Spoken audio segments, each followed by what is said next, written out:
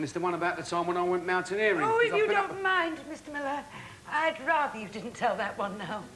Well, I mean, it's all in the mind, you see, love. I mean, I was going to change it. I was going to change the end bit. I mean, I was going to tell him how there was this blonde coming towards me, not a stitch on. Oh, Mr. Miller, please. I'm not accustomed to this sort of thing. I mean, I was classically trained. God, yeah, all right. But I mean, see, I got banned for something I didn't do, see? I mean, I never got to the end bit when I said I didn't know whether to toss myself... Oh, Mr. Miller! Yeah, well, it's all water under the bridge now, isn't it, eh? But George Black, that man, right up till the time he died at the end of this last war, he did more to keep variety going in this country than any other man, you know. Put on some bloody fine shows, slick, polished, always well-dressed. That was one of the hallmarks of George Black's show. And do you know what he did? First time he booked me for the Palladium, he said, "Here, son, there's £12 a week, and there's another £5 if you spend it on new material." £12 a week, eh? And just about that time, there's another fella putting on shows called Jack Marks. Well, he'd seen me working the second turn at the Palladium, see? You know, after the animals. I'd make a mess of the stage duck, don't they? Them animals. They slip all over the place, no break your neck. Anyway, he asked me to go and see me, see? And he said, "How much did I want to go to one of his shows?" So I said, 50 quid a week. He said, 50 quid a week? He said, 45's my top. Take it or leave it. I said, "Look, you pay me 50 quid a week, and I'll either spend £5 on you or give you £5 back." He said, "What's the point of that, Max?" I said, "Well, if I can say I'm on 50 quid a week, it's my first step to saying I want 100 quid a week. And 45 don't sound too good, does it?" Well, I got the 50 quid a week, and a bit later on, Jack Mark's agent, he's in the bar at the Palladium, you see, and he told George Black about this deal, and George Black said to him, "You must be mad. You're paying him twice what you should." Well, I'll tell you something. It wasn't long after that George Black himself was paying me 600 quid a week to top his bill. I ain't glad to do it at all. And you got me at it again, haven't you? You have. No, we're supposed to be getting some work done here, you know. I mean, I suppose you'll want paying as well, won't you, Duck? Hey? Hey, just a minute. Here's a funny thing, love. Just a minute. Here's a funny... This will tickle you. Just a minute. Hang on. You see that? Hey? Can I tell you what it is? Well, during my act at the end of this last war, I used to have a fella walk on carrying this, you see. And I'd stop him and I'd say, "Oi, what's that you've got there?" He'd say, "Oh, it's a war souvenir. It's Hitler's left leg." And a bit later on, he'd come on carrying this other one, see? Because I've got the two, Duck. No expense spare, I tell you. And I'd stop him again, I'd say, "Oi, what's that you've got there now?" Then he'd say, "Oh, it's another war souvenir. It's Hitler's right leg." And I'd say, "Oh, I can do better than that. I can do better than that," see? And I'd just start juggling with these, see? Just juggle away like this, see? And I'd say, "No, lady, no, you're wrong, they're King Edward's."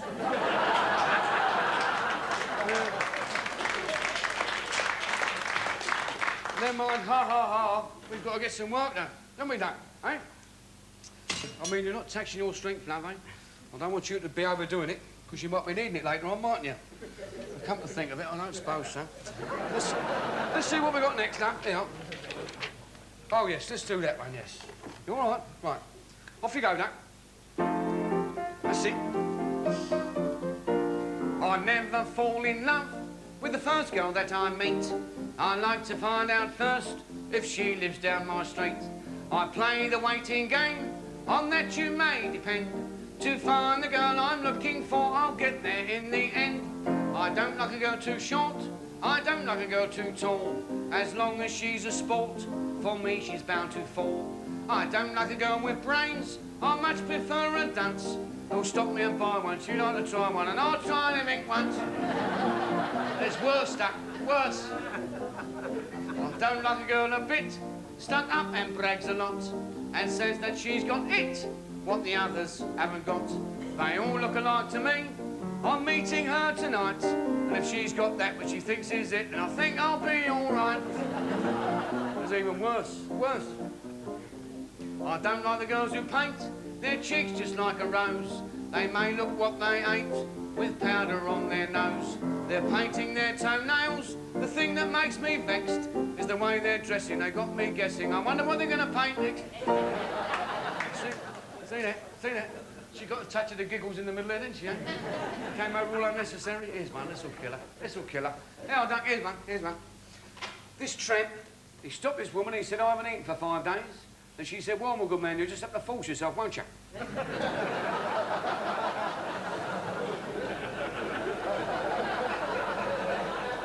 another one, Duck. Here's another one, here's another one, here's another one. This motorist ran over this cat, and the owner of the cat came rushing out. He said, oh, my God, he said, this will kill my wife. And the motorist said, well, don't let her eat it. Well, at least they're clean, love. At least they're clean. I'll tell you why they're clean, because I did those 2 gags first in the Royal Command in 1937, you know. Done 3 Royal Commands, 1931, 1937 and 1950. Yes, I heard about that one. That was the one that got you into a bit of trouble, wasn't it? Yeah, well, you see, yes. no, it was the geezer who was putting the show on, you see, that Val Parnell. He got me niggled to start off with, when he told me I could only do 6 minutes. Because I knew full well they'd given Jack Benny, that American fella, you know, that American comic, they'd given him 20 minutes to half an hour. They give me 6 minutes. And when I got to the theatre, my white book and my blue book, you know, the ones who use in my acts, they've been nicked out of my dressing room, so I wasn't feeling too bright, you see, so I went on. And I thought, well, I'm not going to do what I rehearsed. I'll go into one of my old routines. So away I went, see. And I could see I was going down well, because I kept looking up the Royal Box. You know how they do it, them Royal Commands, keep looking up there, eh? Well, they were pissing themselves, so I knew I was going down well. Anyway, I'm going one gag after another, and before too long, I'm running 5 minutes overtime, and the stage manager, he starts shouting at me from the wings. Come off, Maxie! Come off! It threw me for a minute, like, didn't it? Without thinking, I said, the others have had their chance. You let me have mine. The Americans do. Here's a fine thing. I was born and bred here. This is my theatre. Well, they brought the tabs in, dragged me off the stage. There's that Val Parnell jumping up and down, screaming and shouting, calling me all the bastards under the sun, chases me all the way back to the dressing room. Now, I don't know if you know about them Royal Commands, but it gets dead crowded behind there, I'll tell you. And you have to share a dressing room, you see. Well, I was sharing one with a young comic called Maxie Bygraves. He's underneath the table, he is. Thinks there's going to be a right punch-up. And Parnell comes in and he says, Miller, he says, you're never going to work in this theatre again, or any Moss St. Bart's theatre as long as I live, so help me God. Mr. Parnell, I said, you're 70,000 quid too late.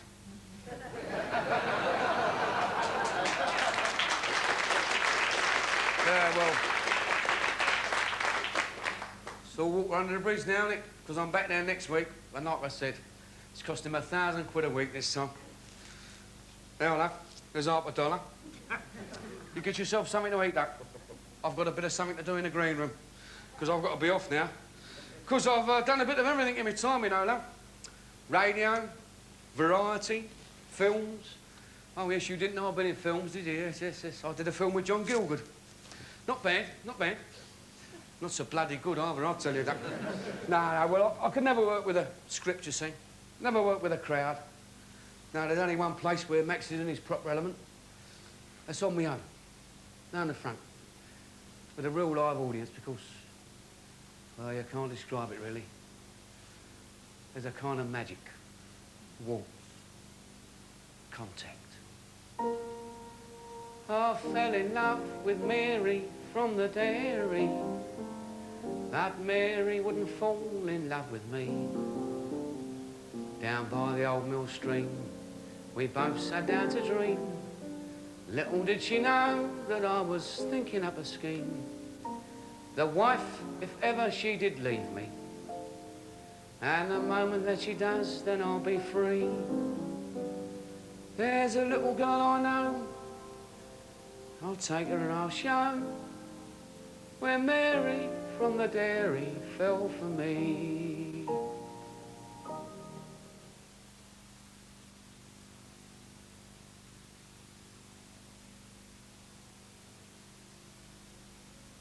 Maybe your mother never told you. Back again, topping our bill at the London Palladium, the one and only cheeky chappie himself, Max Miller! Ah, Lord bless ya! Ah. All right, yes. All right. Wear some nice clothes, Duck, don't I? Eh? Nice figure, eh? I'm ready for bed. Anybody? Eh? Now, to tell you what, I'm going to sing a song now about a couple who went hiking. Yes, that's right, that, yes, hiking, yes. You all right there, son? Go on then, off you go then. Go on then.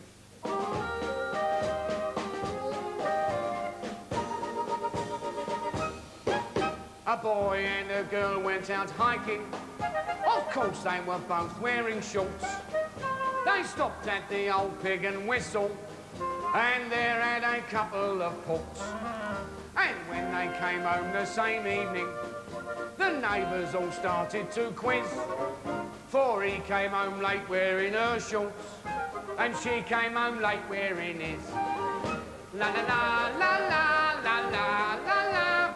Diggy diggy diggy dick dick dick dick. Isn't that right? An old man of 90 got married. The bride was so young and so bold. In his car they both went honeymooning. She married the old man for gold. A year later he was a daddy. At 90 he still had the neck. He took one look at the baby and then gave the chauffeur the sack. La la la la la la la la la. Diggy diggy diggy dick dick dick dick. One more. A young girl, she was barfing. The maid said, here comes Mr. Tree. She said, all right, bring him here to me. He's quite safe, the poor chap can't see. She stood there like beautiful Venus. Went into the bathroom, walked Jack. He said, I have just come to tell you, today I got my eyesight back.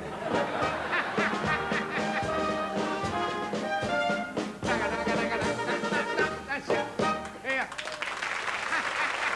Yeah, all right, here. Here. Listen. Get up a minute. Listen, here. Here, I must tell you this. Before I got married, I was courting my wife for 10 years before I got married. I went round to see her father. He said, hello. I said, hello. I said, I've been courting your daughter for 10 years. He said, so what? I said, I want to marry her. He said, thank God for that. I thought you wanted a pension. He said, look, he said, if you marry my daughter, I'll give you 3 acres and a cow. That's right, Duck, yes. I'm still waiting for the 3 acres, Duck, yeah. No, I shouldn't be telling stories about the wife, really. I've got the best wife in England, the other one's in Africa. Here, there's this coloured woman out in Africa, down by the river, bending down doing the washing. You know how they do, bending down. All of us... Now, hang on, Governor. All of a sudden, this elephant decides to come down for a drink. They like a drink, don't they, an elephant? Hey? And he must have brushed past her with his trunk. Because without turning round, she said, I don't know who you is, man, but I'm here every Monday, Wednesday and Friday.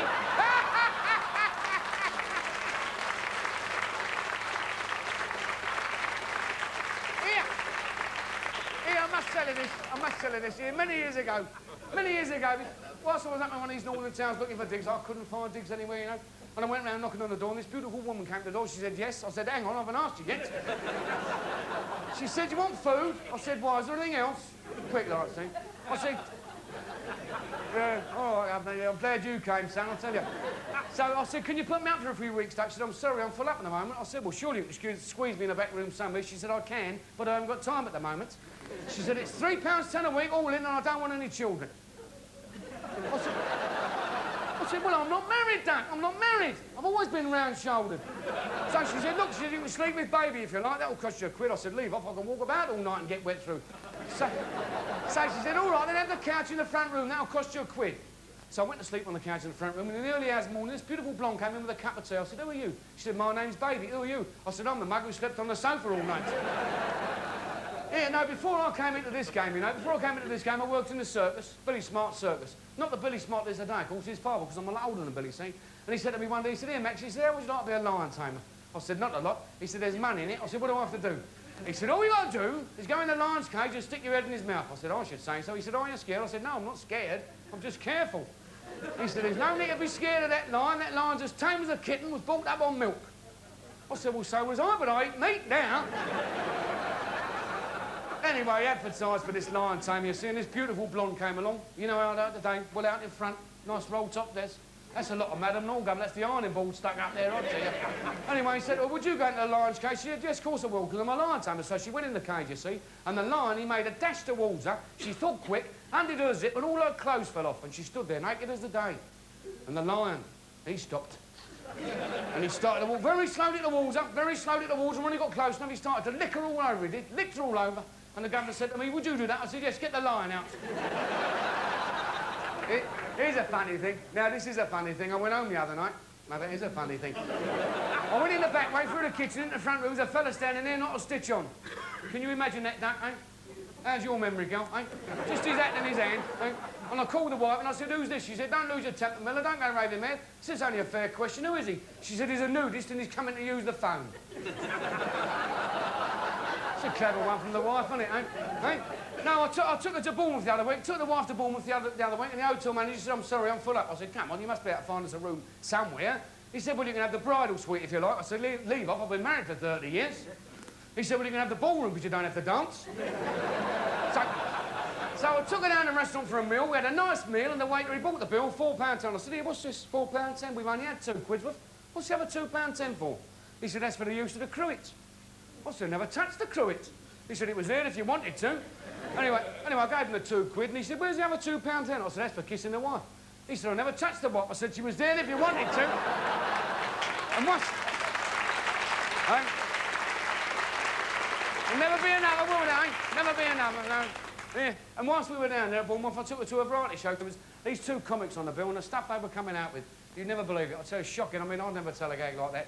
And there was these 2 comics up on the stage, and one said to the other, he said, here, I've just left my wife in bed smoking. The other one said, you're lucky, I couldn't even get mine warm.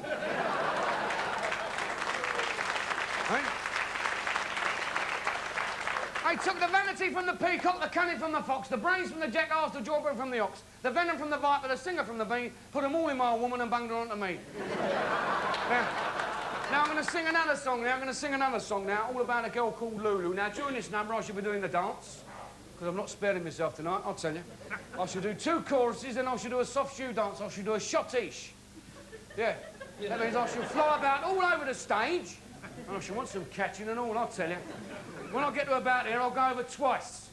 I'll very likely break me back. But if I can get up, I'll come down here and go on, I'll nod you, I'll go like that. I don't know yet, I might go like that. So you've got to make you the dirty old man, don't you? Right, Sydney, give us a bar, 2 barmaids, shuffle and cut twice, and we'll give it a go.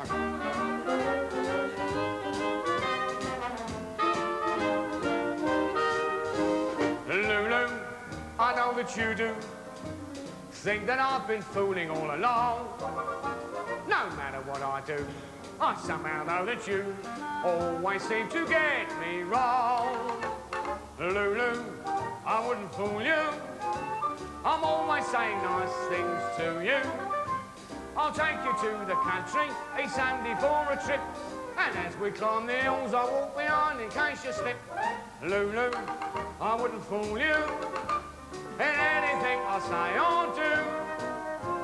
I'll take you to the seaside, not very far from town. And as we lay upon the sands, we'll both get nice and brown. And if the sun should scorch your back, I'll always turn you round. I wouldn't fool you, Lulu. Dance! Nice and light tonight. Carry some weight, you know. 13-2, all muscle, no rubbish. It's all tricky stuff, this, I'll tell you. Look, I'm double jointed, look. Come in, back.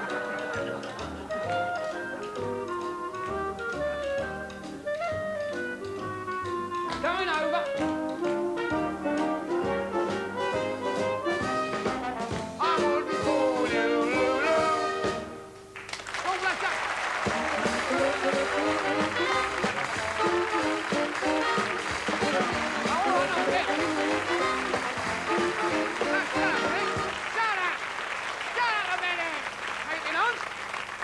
Don't take much to get me back, does it, eh?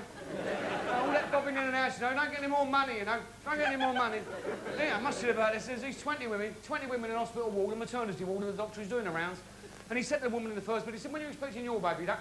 She said the 21st of November. And he went to the woman in the next bed, he said, when are you expecting your baby, girl? She said the 21st of November. He went all the way around the ward like that, got to the woman in the last bed. Well, she was asleep, so he didn't want to wake her up, see. So he said to the woman in the next bed, he said, do you know when she's expecting her baby, duck? She said, I can't tell her because she didn't come with us on our charabang outing. Yeah, there's these 2 magistrates. These 2 magistrates, they both got nicked for riding bikes without lights, see? And they turned up with the court and there was no one there, see? So they said we better try each other. No, not that way, Governor, no. Anyway, one of them got up in the bench, see, and the other one got him in the dock, and the one on the bench said to the one on the dock, he said, right, you've been charged with riding a bike without lights, how do you plead? He said, guilty. He said, right, fine £5. So they swapped over, you see, and the one up on the bench said to the one on the dock, he said, right, you've been charged with riding a bike without lights. How do you plead? He said, guilty. He said, right, 14 days. He said, 14 days? I only charged you a £5. He said, yes, I know. We've got to put a stop to people riding bikes without lights, he said. Now, tell you what we're going to do now. I'm going to finish off with a song about the girl I like the best, Mary from the Dairy. Are you all right, son? Off you go.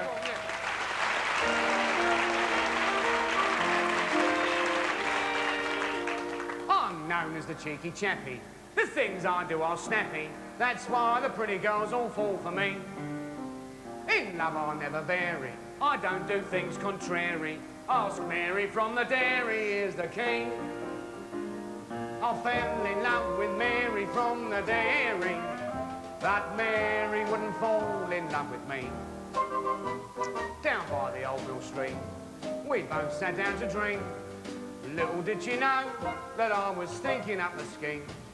I said, let's pick some buttercups and daisies, but those buttercups were full of margarine. She slipped and we both fell down by the wishing well, in the same place that I fell with Nellie D. I fell in love with Mary from the Dairy, but Mary wouldn't fall in love with me. Down by the old mill stream, we both sat down to drink. That was when I offered her my strawberries and cream. We walked and talked together in the moonlight, and she asked me what I knew of farmery. I said, Mary, I'm no fool.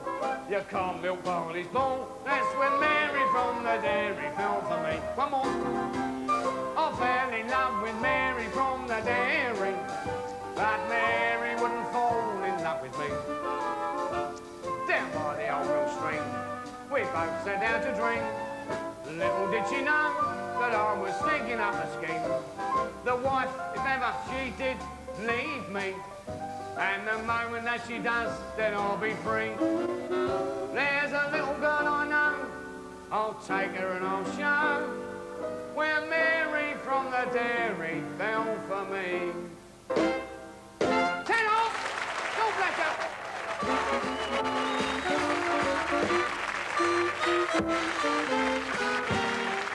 God bless you! Shut up! Miller's the name, lady. There'll never be another. When I'm dead and gone, this game's over.